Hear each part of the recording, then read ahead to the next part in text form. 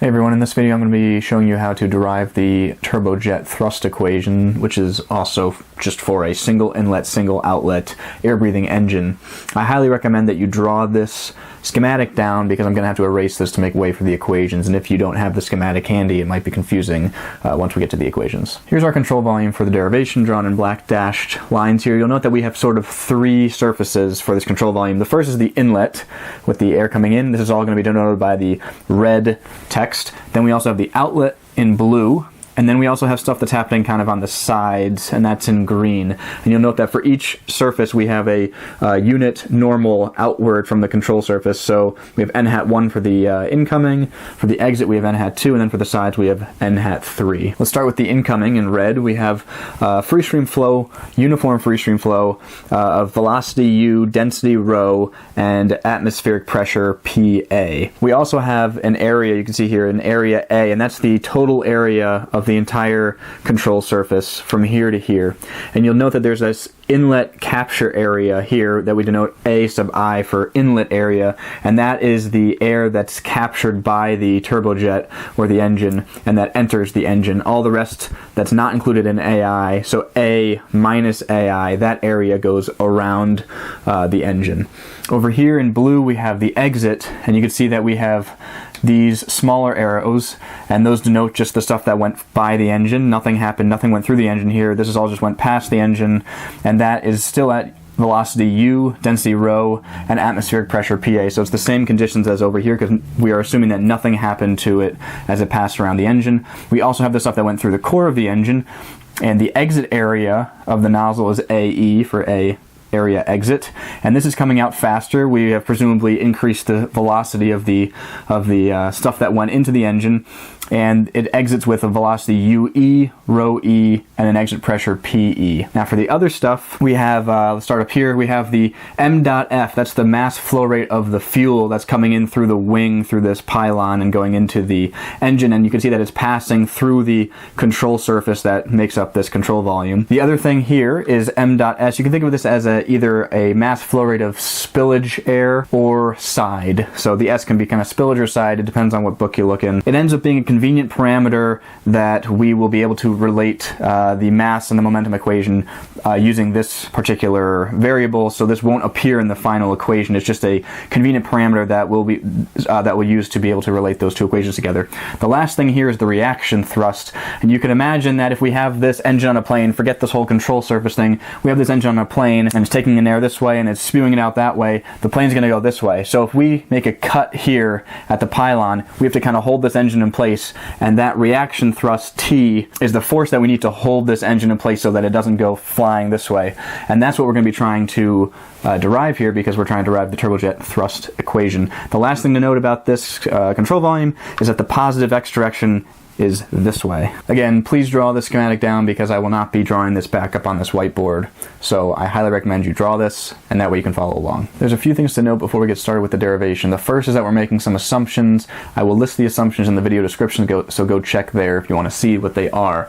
The next thing is that we're using this form of the mass conservation equation. This already takes into account the assumptions that I mentioned in the video description, and I have a video going through the derivation of this that I'll post here and in the video description. Same for momentum, already incorporated the assumptions that we made, and I have a derivation video for this, and I'll put that here and in the video description. The next thing is the mass flow rate is defined by this equation m dot, that's the mass flow rate, is equal to the density times the velocity times the area. And if you look at the units here, the mass flow rate is in mass per unit time, so kilograms per second. And if we check out the units here, we have density in kilograms per meter cubed, velocity in meters per second, area in meters squared. You can see there's the meter squared cancels with this meter cubed, and we get kilograms per second.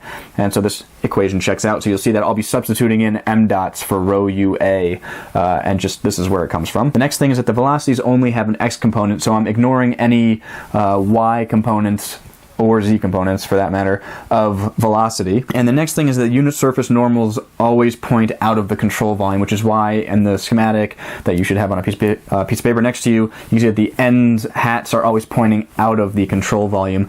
I have a blog post that I wrote about this subject. It's also covered in my continuity and momentum conservation equation videos, but I wrote a blog post specifically about why our unit normals always point out of the control control volume, so I'll put that link in the video description as well. So we're going to start with the mass conservation equation, and I've rewritten it here so that you can see it throughout this. And you'll note that there are 6 terms here, and I've color-coded them based off of the schematic that I have on the previous whiteboard. The reason that we're going to have 6 terms, we have 1, 2, 3, 4, 5, 6. The reason we have 6 terms is because this term here, we have just a single term equals to 0. That's our mass conservation equation. You'll note that we're integrating over an area. So what we have to do is we need to integrate over the surface areas. We need to integrate over the inlet. We need to integrate over the outlet. We need to integrate over the sides. And so we get 2 terms for the inlet and 2 terms for the exit. And the reason we get 2 terms is because the first term is going to be just the inlet that goes into the engine. And then the next one we need to do is we need to integrate over the area that goes around the engine. Then we need, for the exit, to integrate over the control surface area where the flow is coming out of the engine, but we also need to integrate over the area where the flow has gone around the engine. And then these 2 terms here are taking into account the fact that we have the mass flow rate of the fuel and the mass flow rate of the spillage going across the control surfaces of the control volume. That was just a summation of what these terms are, and you can kind of see that here. These terms might be a little, not confusing, but I would think it would help if you went through my mass conservation or momentum conservation derivation equations. But essentially what you get when you take this integral and say rho v dot ds is this here. This is for the inlet that's going into the engine. And so it has an inlet capture area AI, but because the unit surface normal is going in the negative x direction, we have this negative AI in the x direction, or I hat direction. So we can write this first integrated term as rho times ui, because that's the velocity going into the engine, dotted with negative AI, and that's the first term going into the engine. The next term is going to be still the same density, still the same velocity, but now we're doing the flow that goes around the engine, so we have to take into account the fact that we don't have that inlet capture area anymore. So we have A minus AI, that's the resulting area, and that's also still negative because of this v dot ds term here, or the unit surface normal for the ds term. And then if we move to the exit, this term is for what's going through the engine out of the exit. We have rho exit. Now the velocity is u exit in the I direction, or the positive x direction. And now since the unit surface normal is pointing in the same direction as the positive x-axis, the exit area is positive, so we have AEI hat. Now again, we have the flow going around the engine that didn't go through the engine. Same term here, but note that we're not using rho E anymore, we're using rho and U, and that's because this is the assumed that we have an unchanged density and velocity that's going around the engine.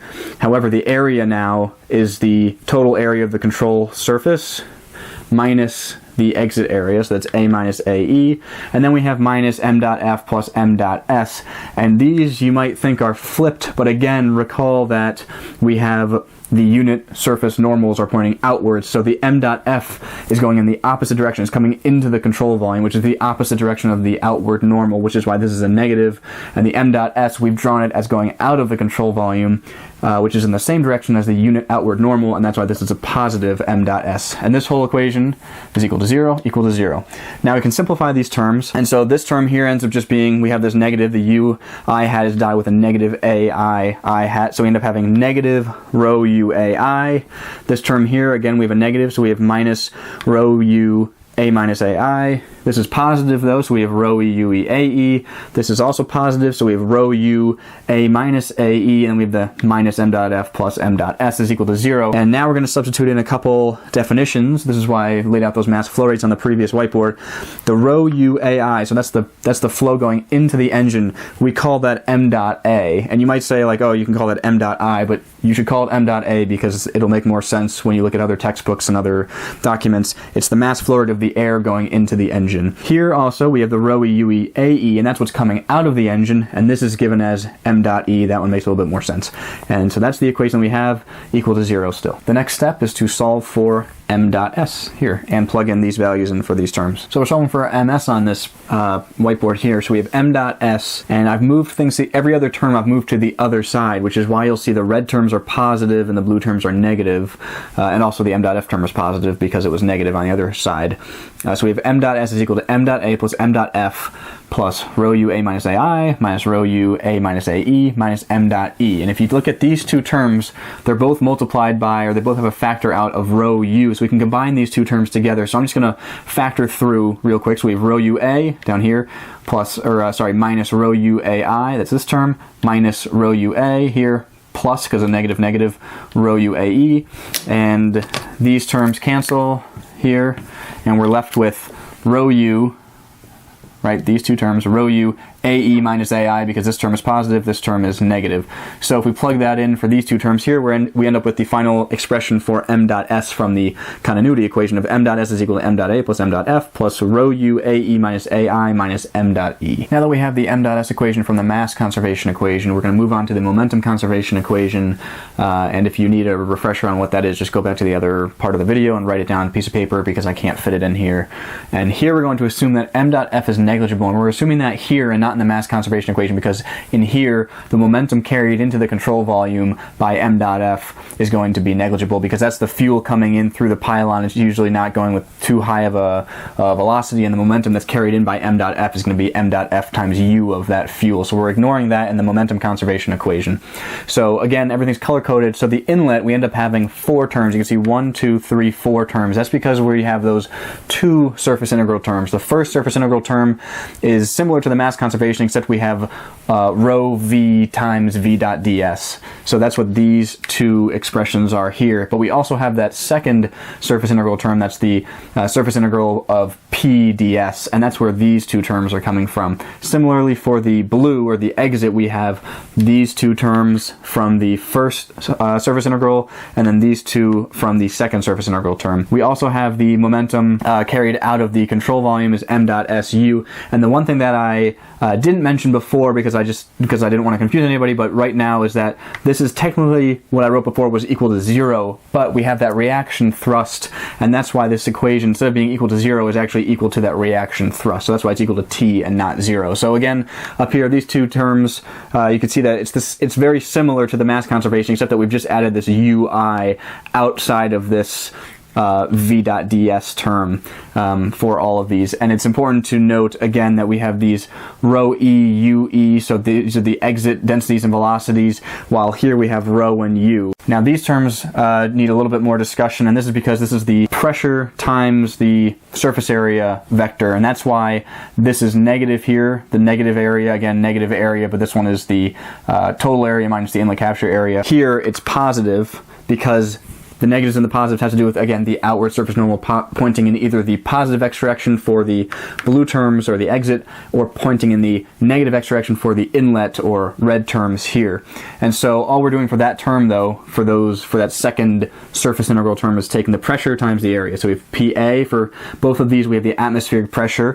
For this one, for the exit from the engine, we have PE. This is important, though. From the flow that's going around the engine, it's PA, not PE. And what we can do now is simplify this equation, similar to how we simplified the mass conservation equation. So I'm just taking this first one here. It's going to be rho u negative ai, so we have the negative out here, so we have rho u ai u, and I'm not multiplying these u's together because we're going to sub in that m dot, as you can probably figure out. And then here we have negative rho u squared. Here I don't have to worry about it, I just multiply the u's together, so I have negative rho u squared a minus ai. Here we have the rho e u e a e times ue, so we're going to sub in that m dot e term. And then here we can multiply through the 2 u's, so we have rho u squared a minus ae. This stays the same. This, we're just distributing through that negative, so we have the same PA, so minus PA AI, plus, but there's a minus here, so we get minus PA A minus AI, plus PEAE, plus PA A minus AE is equal to the thrust. So now, as promised, we're going to simplify using these m dot A is equal to rho u AI, and m dot E is equal to rho e u e AE. So I'm plugging that into the equation. I'm not moving anything around on different sides, but I'm plugging these into the equation. So the first term we get minus m dot AU, then it's a little bit out of order, but you'll see why. Then we have plus m dot E UE. Then this term combines, similar to how we did it in the mass conservation equation, this combines those 2 rho u squared either A minus AI or A minus AE terms, and it just works out that it's rho u squared AI minus AE. You might have noticed that the other term that we solved for in the mass conservation was rho u squared AE minus AI, but that's just because it was on the other side of the equation. So if this were on the other side of the equation, this term would flip. Then we have the plus m dot su, and then I've just distributed through. So this is PAAI, that stayed the same. This one I've just distributed through the PA to both of these terms here, and then PEAE, and then again I've distributed through the PA to the two A terms here is equal to the thrust. Now we want to solve for the thrust, and you'll note here that we have similar terms. So we have minus PAAI plus PAAI, so these terms cancel. And we also have minus PAA plus PAA, and so these terms cancel here. And so we're left with these two terms here, and you'll note that there's a similarity between the two terms. They're different pressures, but the AE is the same. So let's write the equation for thrust. Thrust is equal to negative m dot AU plus m dot EUE plus rho u squared AI minus AE plus m dot SU plus, and then we combine these two, and so we end up getting AE, that's the common factor here, and then PE minus PA, and that's PE minus PA. And now the next thing to do is to combine these two. This is from the momentum conservation and the m dot s equation we got from the mass conservation equation, so we can substitute the expression for m dot s from the mass conservation equation into this term right here. So I've just rewritten this thrust equation up here where we have that plus u times m dot s, and I've just plugged in that m dot s. This is from the mass conservation equation, and so I'm just going to distribute this u through to all the terms here. So distribute through, and we get t is equal to the same thing from up here, plus m dot AU plus m dot FU plus rho u squared AE minus AI minus m dot EU. Now let's look at this term here. We note that they both have this u term, so we can factor that out. We have u times m dot A plus m dot F. And if you look at m dot A plus m dot F, that actually equals the mass flow rate exiting, because what we have coming into the engine, if you look at the engine, we have, this is the engine here, we have m dot A coming in, we have the m dot F coming in, and the air and the fuel are combining and combusting, and that's what's coming out here. So that's why we have m dot A plus m dot F is equal to m dot E, which means that this term is u